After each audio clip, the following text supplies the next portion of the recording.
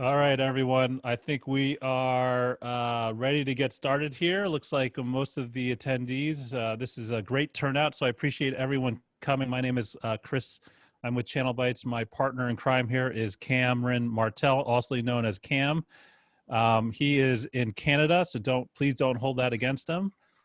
And our guest today, ooh, you want to say something, don't you? If you burn me too hard, it's okay. I'll go get treated for free at the local hospital. Wow. So our guest today is Garrett Stanley from Virtual Armor. Before we get started, I want to thank Juniper Networks for sponsoring this event. We wouldn't be able to have these awesome conversations without them. And to all the attendees, if you do have any questions, there is a Q&A box at the bottom of the Zoom.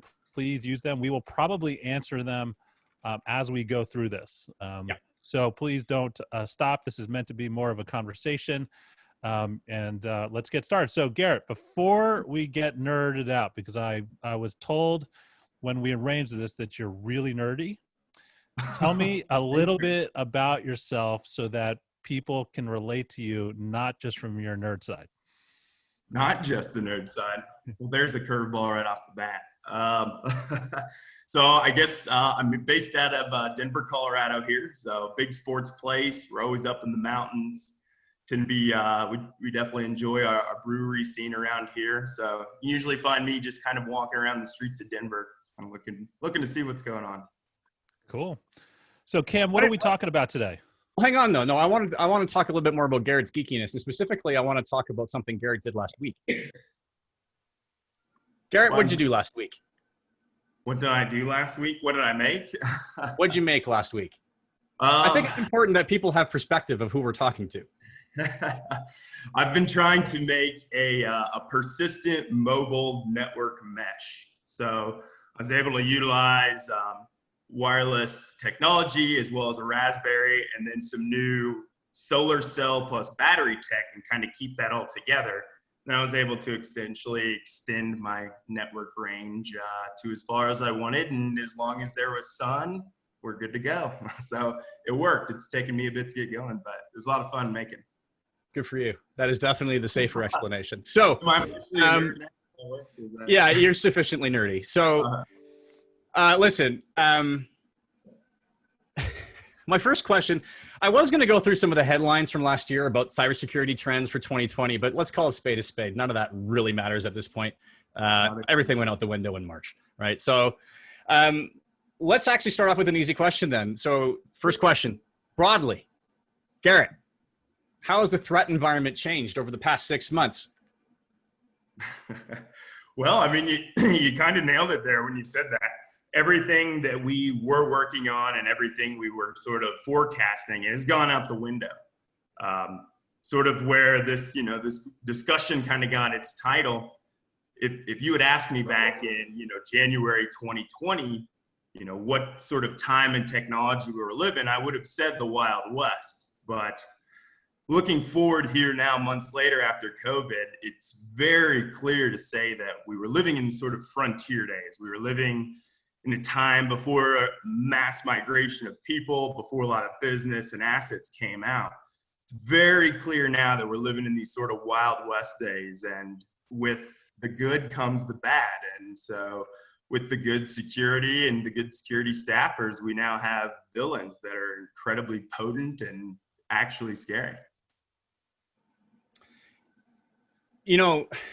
So as Chris very eloquently called out, I am a Canadian. And don't hold that against me. But a couple of weeks ago, the Canada Revenue Agency was breached with a credential stuffing attack. And then last week, it was breached again.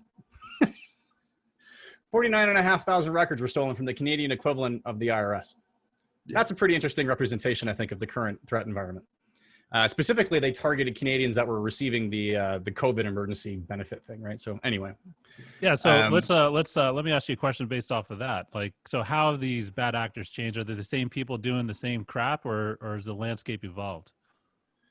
We are seeing a sort of increased frequency of attack, but that is simply because, same as everyone else, all businesses and individuals, it's their ability to communicate is greatly expanded. They're able to group up, test, share ideas, share information. And because of, same as everyone else and us working on these projects, they have a lot more time on their hands. That has allowed them to essentially just completely target and focus and put themselves into a sphere of thinking. I would also say that, you know, their attitude has become significantly more brazen. As more targets, or aka us, people are out there and businesses, you're putting more treasure, you're putting more jewels, more stuff out there that's enticing, and they want to take it, and they are going to. Oh man. It's really early to have an existential crisis, Garrett. You know, it might. But look, let's build on that a little bit. So you're on the front lines, right? You're a maker. You're making cool stuff with hardware. You know, you're a senior engineer at Virtual Armor. So clearly, you're in the thick of this. What are you seeing? Is there a change in the threats you're seeing? Is there a change in like the trends that you're seeing across the networks that you manage? Yes, there is. I would say first and foremost, we're seeing, oddly enough, a decrease in our zero-day attacks. And that really comes because there have been sort of updates to technology. We're getting better at policy and compliance, and we're getting our tackling down. However, that has shifted from attacks on systems and networks to an increase on attacks on the individual, if you will. User behavior analytics has become absolutely huge. I would also say, in addition to the decrease in actual attacks, we're seeing a massive increase in flow data. Essentially, again, entire businesses, education systems, et cetera, have all gone from a traditionally, you know, internal network to going external now. And tech companies and people are just sort of struggling to keep up pace. So for the technologically illiterate Canadian, can you walk me through what flow data is? Sure. So flow data tends to be more the network data, what we're getting when it's coming externally, and the ability to kind of view this stuff as instead of a specific instance in time, it's an entire capture in time. We're saying, what did they do across this whole thing? The good thing about that flow data and network data in general is that, unlike system logs, system events, which can be corrupted, deleted, they can be, you know, sent off in various directions with transmission, network data doesn't lie. Network data tells us, you know, maybe they're obscuring what they're transferring, but we know someone was there and they know they were doing something at this time. So we've definitely seen sort of that shift towards needing to watch network side more than even event side. So you said in there what they are doing, and that brings up one of these buzzwords that I always see getting thrown out called social engineering. So tell me a bit about what the social engineering side looks like right now. Sure. Organizations had, in a rapid amount of time, to move a large amount of their infrastructure to what we call externally. So even if you're on a VPN, most of your employees are still sitting over there. You've expanded the physical distance as well as how they're actually interacting in a business sort of environment. We've learned as IT people, and we've been able to keep pace, if not sort of stay ahead of the curve on technologies and sort of different attacks. But what we did was we expanded an attack surface that largely we haven't invested in a ton of resources into. So I don't know, a lot of times hackers are now finding it easier to go after an individual instead of, say, a $500,000 firewall that's protecting your network. Secretary sitting there on the phone who hasn't changed their password in a while might just give it away and has been deemed the easier target by hackers. So, well, hang on though. Sure. So does that mean that, like, all of a sudden Brenda in accounting is a liability? Cameron in marketing, liability? Well, Cameron in marketing has always been a liability. For everybody watching, I do want to point out that, yet I still get paid. All right, anyway. That's ultimately what matters, you know? So hold on, okay, so there's a lot here. You mentioned something earlier that I kind of want to get to, which is the attack surface area has increased. There's a lot more devices, there's a lot more stuff out there. And I'm going to go on a limb and say that that's a result of all these new endpoints accessing devices and that are now falling under your purview. By devices, I mean networks. Thank you. So with all these endpoints now, being active in a network, how does that change things for you? I imagine your life got really complicated after March. It did for a lot of folks, and all a little different. I suppose it roughly comes down to, and again, if you would ask me in January 2020, when is the world, when is America going to shift to a more digital age? When are we going to put everything out there? And I believe most organizations with current forecasting never could have predicted this sort of global pandemic. And so what we've been traditionally doing, and again, is building up our internal security. We've been getting all the policies there. We have the ability to standardize our systems. We know exactly what users are doing and seeing because they don't need to be on VPN. They're on the network. We can see it.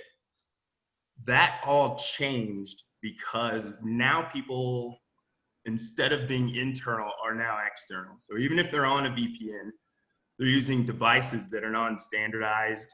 They have devices that don't have even baseline policies or any sort of standardization whatsoever.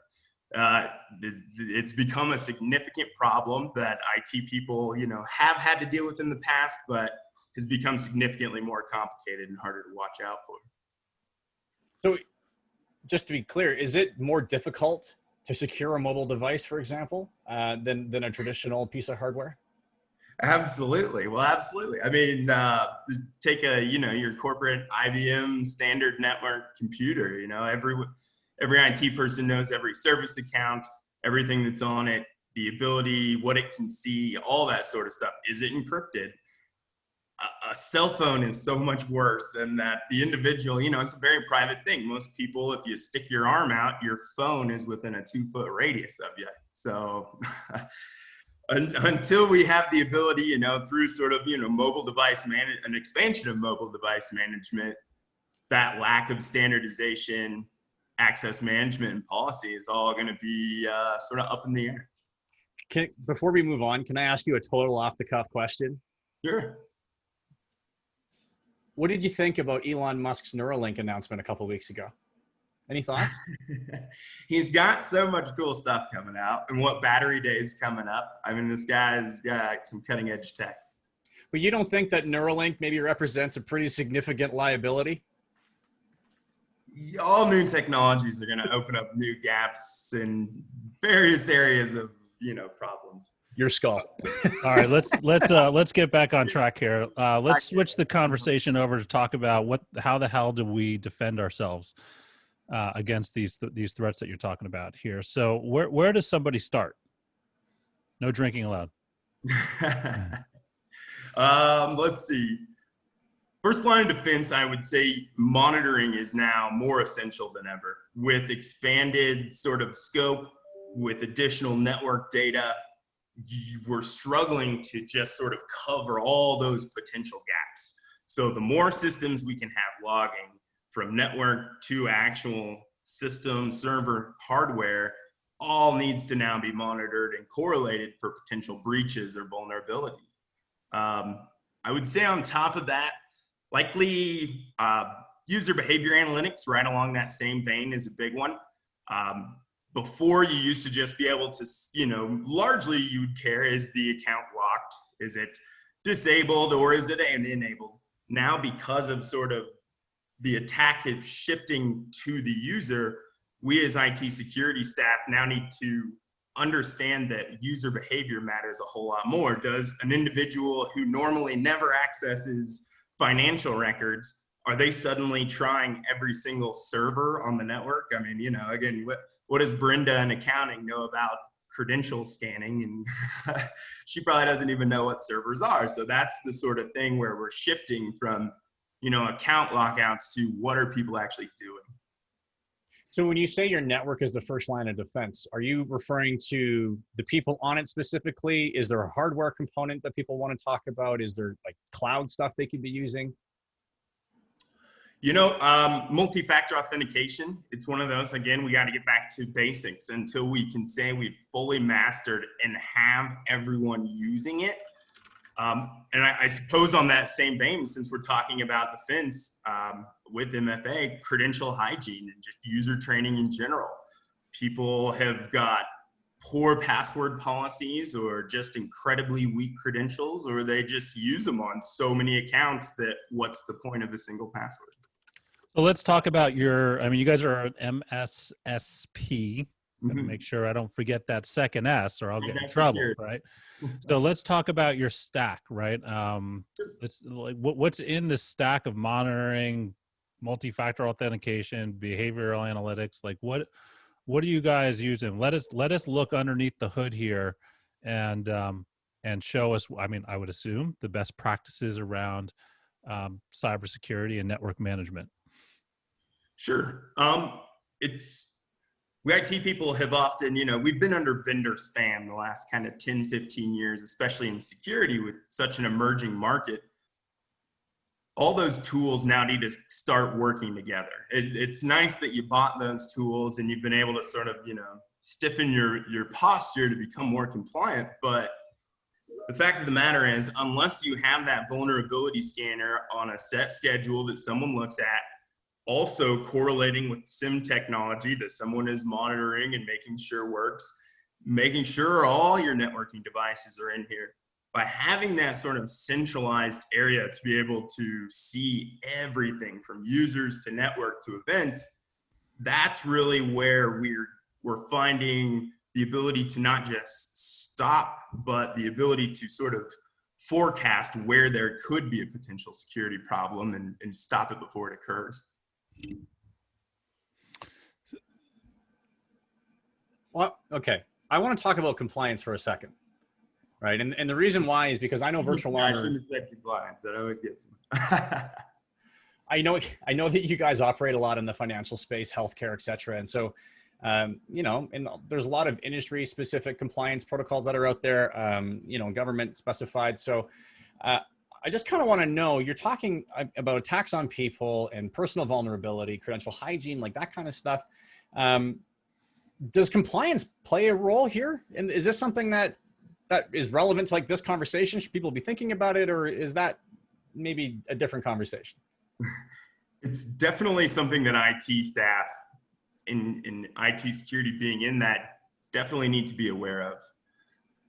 I guess my stance on compliance is that government directed compliance is, while great, and while getting someone to sort of get in the mindset and push them forward towards security, they aren't able to keep up with the sort of rapidly evolving threats that we're actually seeing out there in the wild.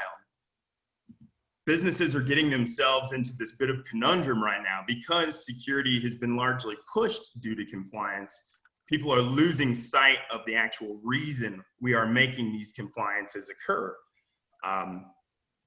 Let me expand on that. So just because, and I know this kind of sounds a little silly on its face, but it's true, just because you're compliant doesn't necessarily mean that your organization is actually secure. I know that. You want to walk me through that? And I'm sure there's a lot of compliance officers shaking their head right now, but I will give you a real world example. So we were doing an audit of an individual. They had NIST compliance requirements, and one of those in the list of hundreds of requirements is a tiny little section with a little sentence, and it says network time protocol. And all that is making sure that all your systems are synced up to one centralized time. Great, that's a great feature for security. However, what we found from actually looking through their systems was that their implementation of the network time protocol, or NTP, what they did was they opened up NTP for every server and every system on their network. So essentially they opened up a port, poked a little hole, and they sent all these systems talking to external public addresses. That's horrible security. You just, again, pinpricked a little hole in all your network going to talk to public addresses. What we did was essentially we went to them and said, look, great, you are compliant. Now let's make you securely compliant.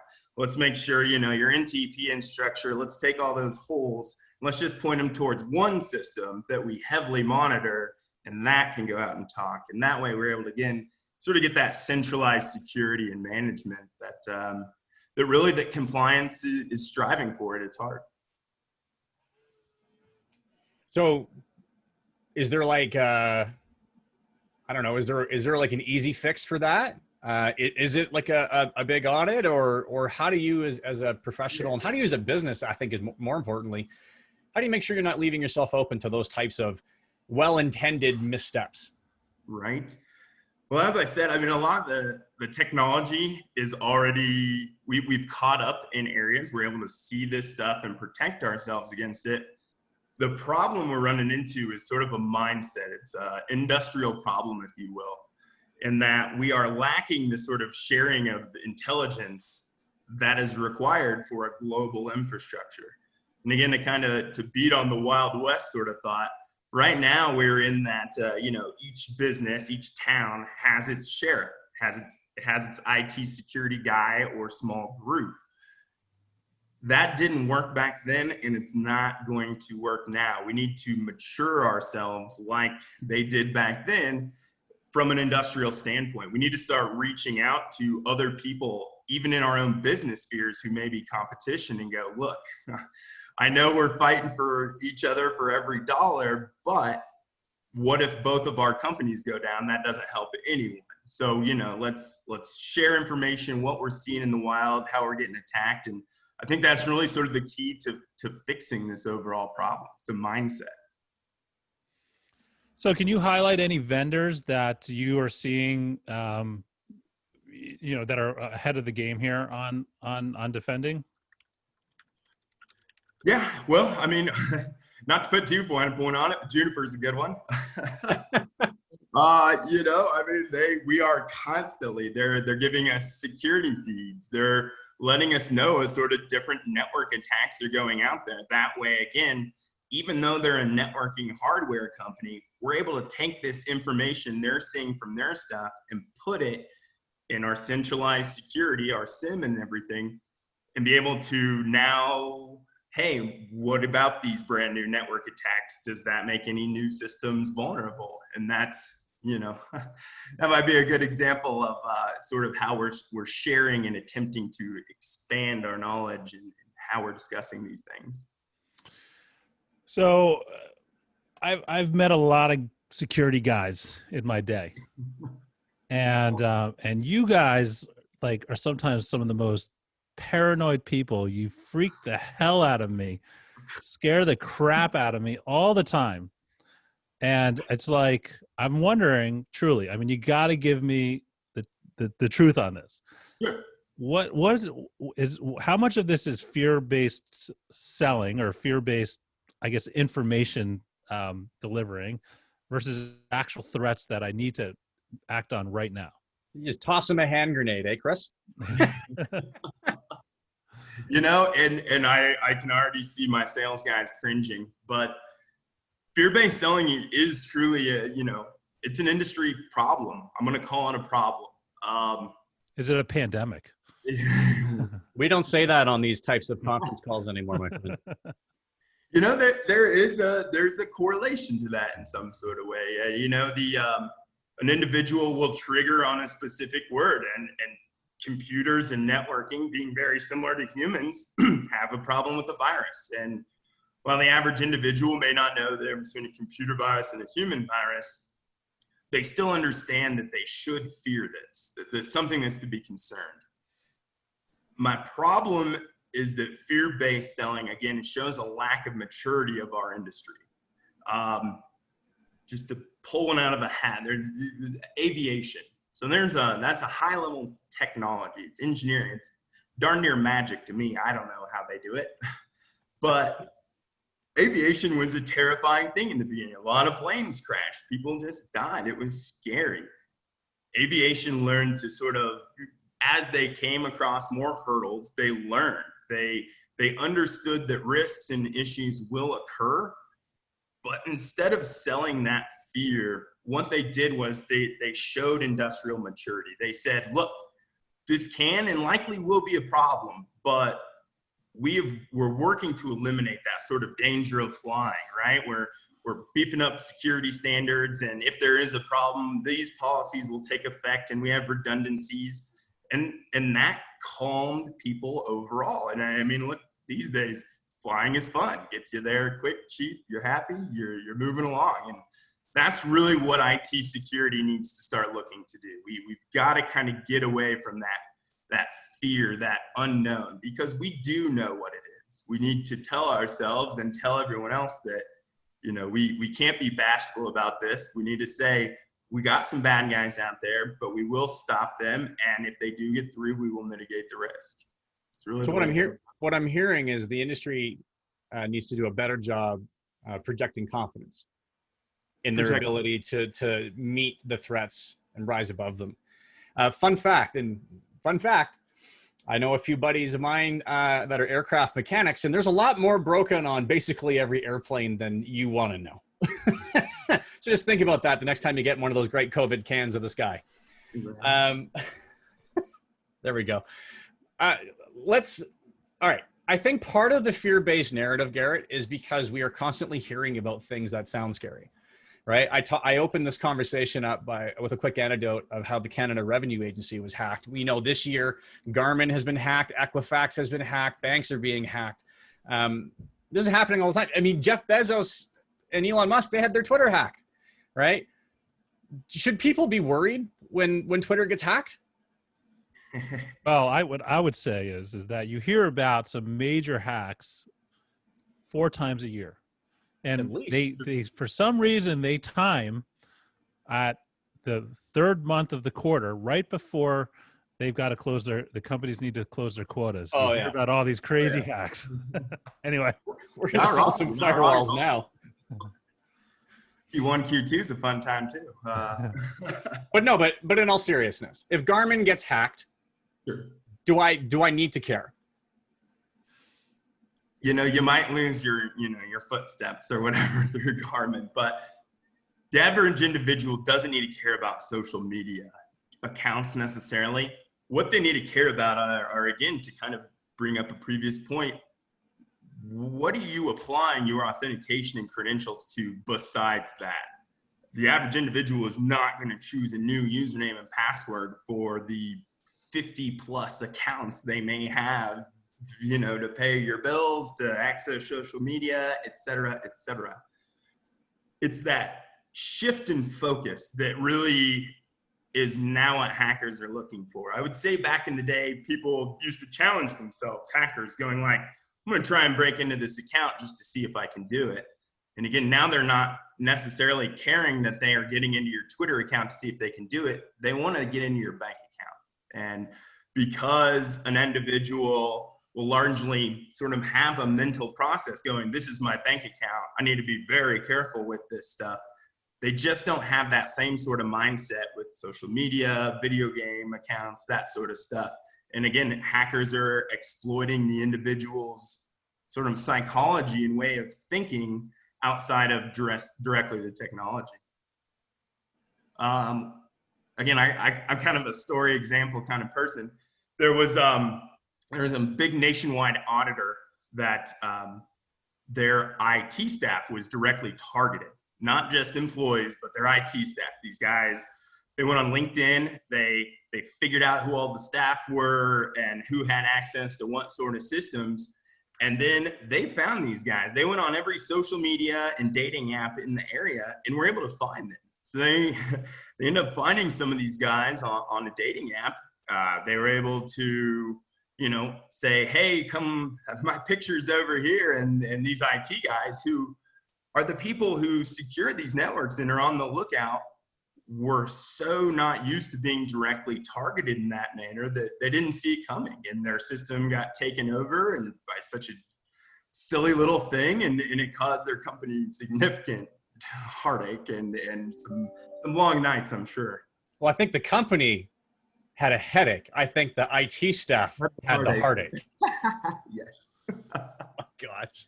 So let's go back to these scenarios that we're talking about here that Cam mentioned, and let's go to the opposite side. So when should I really care? I mean, when do these scenarios really matter to me? The average individual is going to start seeing the repercussions of their actions because they put their lives more out online. An individual, so literally yesterday, there was a leak. Activision had a bunch of accounts leaked. Throw out a number, 500,000, whatever, a big chunk of accounts of theirs. And essentially, these folks, they had all the account credentials and were going in for accounts that did not have, again, to beat the drum, multi-factor authentication.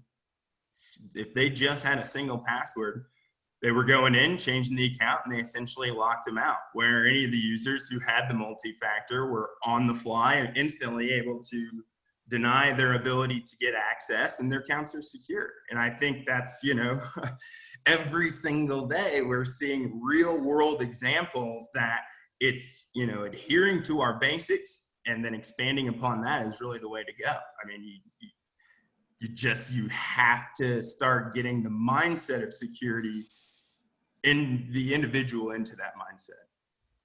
So really you're talking, again, best practices, credential hygiene. Maybe don't post your first car, your first love, your first school, your middle name, and the first street you lived on Facebook. Right. Exactly. In your honor, I shared that image yesterday.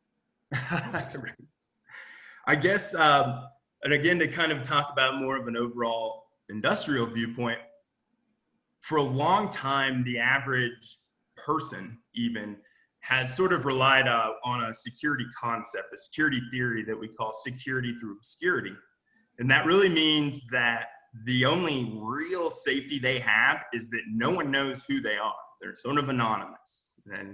And with the advent of social media, with people getting out there, putting their business face out there, putting their personal lives out there, they're losing that very essential layer of security that they've always had, and they don't even know it. And so what we need to do is, again, sort of go back, and we need to tell the user, like, look, you are a target, and while concerning, don't be afraid. We're here to watch you.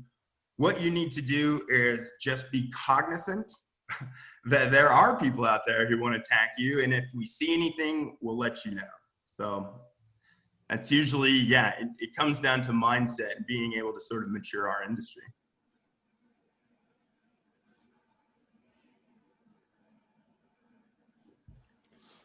What else we got? That's a lot to think about, Garrett. I'm kind of chewing on it, but it really does seem like what you're doing right now is advocating that organizations kind of relook at their posture and make sure that at the very least these basics are squared away, right? Absolutely. And I guess, and again, from the tech side, another sort of, it's got to come down to monitoring. The days of having 10 different systems, hoping they send you an email alert, they're gone. You cannot rely on that anymore. You will not see the holes that people will exploit. You need to realize that, great, we have spent a lot of money on training and time for these tools. Let's utilize them properly now. Let's make sure our IT staff they know all these different tools. Let's make them confident so that users and business and management can all kind of just, see that IT aura of confidence just going like, I got you, you're good, you're safe. Well, it does sound to me that you're actually describing a people and process problem as opposed to like a technology and product problem, right? Yeah. So it's fair to say that like the latest stuff, if your business has got recent generation hardware, and if you've got a decent server, decent service, firewall, whatever, that probably isn't the gap that you need to plug. Absolutely. Again, a $500,000 firewall isn't going to fall down on the job to anything. But that kind of raises a question, which is, at what point should a business make that investment? And I'm only asking because when I consider the type of businesses that historically I've worked with, the SMBs in that $15 to $30 million range that are really just establishing and kind of scaling the business, it's not often that it's like, hey, let's have a frank conversation about information security. It's pretty rare, in fact. So I'm just curious, like, when does a business need to look at their hardware and their technology solution? Really, I would say a focus on, increasing or wanting to just upgrade technology is when you begin to see sort of a red flag forecast down the road, you know, and again, a lot of companies got caught with their pants down come COVID because suddenly they had to, you know, supply VPN ability and credentials to their entire company.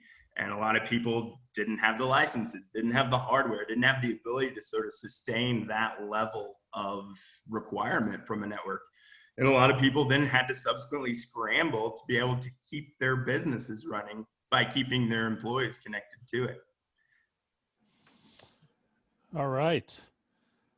We are hitting up on our time here. So I wanted to just kind of bring this home a little bit, because we tend to talk a lot about security best practices, or what's happening in the world. As an MSSP, you guys see a community of crap happening. I mean, across hundreds, thousands, tens of thousands of different devices. So I would dig into this again, because I kind of asked this question one way before, but I'm going to ask it a little bit differently this time. It's really fascinating to me to see, you know, when a company like Virtual Armor gets to see what's happening across hundreds of different locations, thousands of different devices. You're analyzing data across all sorts of geographic areas, and taking that model and applying it to a normal enterprise. Let's say it's a couple thousand person company, right? Yep. What type of advice would you give them as far as when they're building this, right? And I'm going into the building phase because it's not, I'm not really concerned about how you use it. I'm a gadget guy. I like to touch and feel things. I want to get the new thing right away, right? Sure. What am I building in this stack? Not how am I using it? I know Cam is saying it's all how you use it, and I get that, but I kind of want to know, you know, if you guys are driving a Ferrari, I want to know exactly what Ferrari you're driving. That's fair. Understood. You know, we, being a security company, we focus on the basics. We go for SIM software to do centralized management. There's endpoint software. There's not an IT person who's not familiar with antivirus software. We're doing vulnerability management. You have to be able to know, are you susceptible to that virus that's leaking around? I mean, your competitors can tell you are, but do you know if you are? I would say on top of that, you need to make sure your networking side is correctly configured. Do you have, you know, proper separations and identity and access management and VLAN separation? If an administrator's account is taken over, is that going to cripple your network? If this hacker decides to go in and start turning stuff off, it's not going to cripple your network if you have applied these sort of policies and technologies in a way that you can both see the how the user is interacting with the technology, as well as what the user is actually doing themselves and how they're thinking, what they're doing. So do you want to call out what that stack is from different types of software that you guys are using, different types of hardware that you're using in the stack? You know, I tend to try to be as general as possible.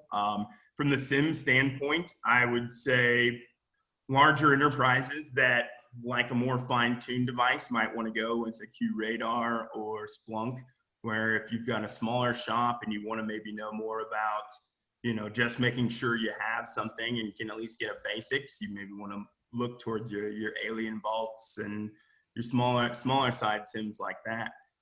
Vulnerability management, you obviously have Rapid7 and Nessus that sort of lead the pack there. That's one of those. I've even seen a couple organizations running OpenVAS, which is like a freeware vulnerability scanner, which, by the way, you know, leaps and bounds difference between Rapid7 and them. So we do not use that. Yeah, and then, you know, we are also Juniper sellers as well for the network side, and every model that we've set up there has been great. Juniper's been making some interesting waves. They made a big splash earlier in the whole pandemic with their proximity and contact tracing stuff, eh? I don't know. I've really been paying attention to it because obviously what else do you do when your 8x8 room is now your whole life, right? Right. Cool. All right. So you want to wrap up maybe with like, if you're watching this and you're sitting there going, ah, crap, I might have to get my ducks in a row. What are 3 ducks that you should put in a row? Yeah, let's just beat this horse dead. You need to do MFA, you need to do monitoring, and you need to understand that you are now the target. You need to understand, we as IT people need to understand that security through obscurity doesn't exist anymore. If you can get those down, if you can get your users thinking, at least having a split-second thought of that in their head, that could be just a critical little instance you need to sort of present yourself or your company from Garrett, getting into a lot of trouble. My entire job, my career, my profession is trying to get people to take that half-second thought, man. It's really hard.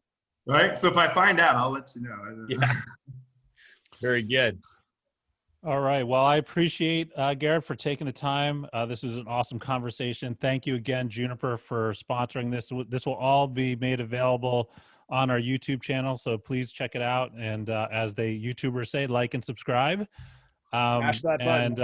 And smash that like button. Thanks a lot, everyone. Have a great day. Bye.